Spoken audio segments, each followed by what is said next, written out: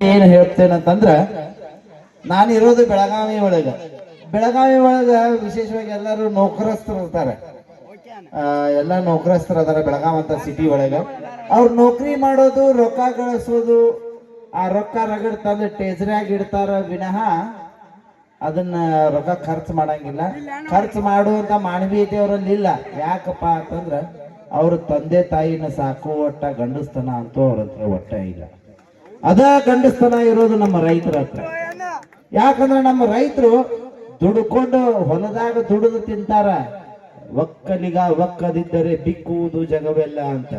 ಒಬ್ಬ ರೈತ ತನ್ನ ಹೊಲದಾಗ ದುಡುದು ಸಂಜೆ ಮಠ ದುಡ್ದಿರ್ತಾನ. ಸಂಜೆಗೆ ಬಂದ್ ಮನೆಯಾಗಿದ್ದಂತ ಗಂಜಿ ತಾನು ತಿನ್ನುವುದಲ್ಲದ ತನ್ನ ತಾಯಿಗೆ ತಿನ್ನಿಸಿ ತಾಯಿಯ ಸೇವೆಯನ್ನ ಮಾಡ್ತಾನ ಅಂತಂದ್ರ ಗಟ್ಟುಳ್ಳ ಗಂಡಸಂತಂದ್ರ ನಮ್ಮ ರೈತ.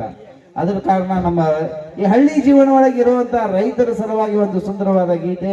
ರೈತನ ಮಿತ್ರ ಈಗಂತೂ ಟ್ರ್ಯಾಕ್ಟರ್ ಆಗ್ಯದ.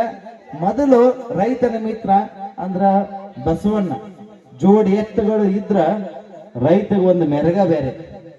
ಇನ್ನೂ ಆದ್ರೂ ನಮ್ಮ ಹಳ್ಳಿ ಜೀವನದಾಗ ಜೋಡಿ ಎತ್ತುಗಳದಾವ. ಹಳ್ಳಿ ಜೀವನದಾಗ ಜೋಡಿ ಎತ್ತುಗಳದಾವ. ಜೋಡಿ ಎತ್ತುಗಳನ್ನ ಬಸವಣ್ಣನ ಕಟ್ಟಿ ಎಷ್ಟೋ ಜನ ಉಳಿಮೆ ಮಾಡುವಂತ ರೈತರ ಸಲುವಾಗಿ ಒಂದು ಸುಂದರವಾದ ಬಸವಣ್ಣನ ಗೀತೆಯನ್ನ ತೆಗೆದು ಬರ್ತಾ ಇದ್ದೀವಿ. ಮೂಕ ಬಸವಣ್ಣ 3 ಹೊತ್ತು ದುಡ್ದಾನ ರೈತನ ಮಣಿಯಾಗ ಎಂಬ ಗೀತೆ. ಆ ಪುಟ್ಟ ಪೋರಿ ಹಾಡ್ತಾಳ. ಆ ಗೀತೆಯನ್ನ ಮನಸಾರೆ ಸಮಾಧಾನದಿಂದ ಕುಂತು ಕೇಳುವಂತ ಗೀತೆ. ಅದನ್ನ ಕೇಳಿ ಆ ರೈತರಿಗೆ ಒಂದು ಆಶೀರ್ವದಿಸಿ ಅಂತ ಹೇಳ್ತಾ ಒಂದು ಸುಂದರವಾದ ಗೀತೆ ಕೇಳಿ ಆನಂದಿಸಿ.